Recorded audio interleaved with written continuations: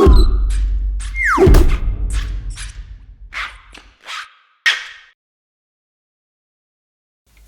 everyone, welcome to another Goody Reader unboxing video. My name is Michael. My name is Peter. Today we have the ZTE Open. This is one of the first Firefox phones to hit the market, and when you actually look to get a Firefox phone and go to the Firefox website, this is the only phone that they sell. So it's meant to be basically a proof of concept as well as a developer's tool in order to test your apps out on to see if they're indicative to mobile, and more companies are getting involved in the Firefox OS space. It's basically, another OS that may see mainstream adoption, but who knows whether it'll catch on or not. So this phone doesn't have great specs. The resolution's 320 by 400, which might have been good about 5 years ago, but it's certainly not relevant in 2014. It also has a 3-inch screen. So without further ado, let's take this out of the box and see, exactly what this phone's all about. Okay, so we have the box here, and it's really nothing really to look at. Some recycled paper. Yeah, eco look to it. Yeah, nice and clean.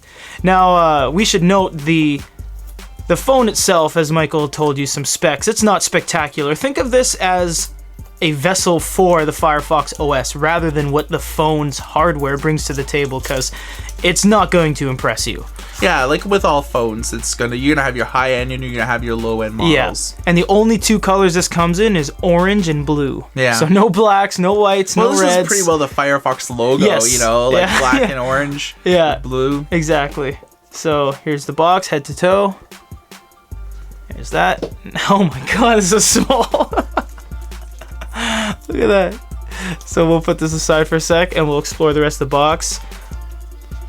Packaging on the inside is a lot better than the cardboard sleeve. So we have free headphones included with microphone and call answer button on that's nice. That is nice. The phone is, I think, only $60-something, $69. I mean, it was very cheap. Yeah, and the only way that you could really buy it's off eBay. Yeah. ZTE brand adapter, actually pretty high quality. Nice styling to it. USB in one end, wall jack in the other. It looks a lot different from other chargers that we've seen. Pretty good micro USB cable too. You can tell with the styling of the ports how it's all chiseled off and square, that it's not one of those generic cheapos. And battery here, and the rest is just how-tos and safety information, warranty information. Who needs safety? Yeah, you don't need any of that. And getting started. So you'll definitely want to look at the getting started if you haven't used Firefox OS yet, which, as you can see on camera, we just opened this. We haven't used it either. So a little bit of how-tos and all that, but we will explore this in the full unboxing, review, sorry. So let's crack this little guy open. Gosh, this is so small. I remember back in 2008, I had a Sony Ericsson Xperia X10, and I think it had higher specs than this, and that was 6 years ago. And I think the screen was bigger too. How do you open this? Here we go, the corner. I was gonna say, maybe you gotta read the quick start guide. Nah, I don't need no guides. All right. So this is a 1200 milliamp battery, so it's not the largest battery. I think the Onyx phone, which runs on e-ink, actually has an 1800 milliamp battery, so don't expect tremendous battery life out of this, but who knows how efficient the Firefox OS actually is. I mean, it could be the best one yet, or could be the biggest battery drainer to date, so we don't actually know. While this is booting up, let's get a 360 of the phone. So we'll take this off so we can see everything. Looks like there's a light sensor on the front. It's not sure as if there's a camera yet because there doesn't seem to be any circles up top. There's ZTE logo, speaker port, center button, unsure as to what that does yet. Clean on the side, power button up top, volume up and down on the left here, and microphone and a micro USB on the bottom, and a single speaker with a camera on the back, and it has a little bit of badging for Firefox OS. Now the camera is a 3.15 megapixels. Yay! Well, I know. I'm just funning ya. So it looks like we're gonna have to set up Wi-Fi here. What we're gonna do is go through the whole setup process and show you guys the home screen. So this is the main screen here. Basically, we just had to set up Wi-Fi and click just on a few general accept buttons. So this is the home screen here. You click here, you can find things that you want, kind of a way that you can get apps. So you click on social.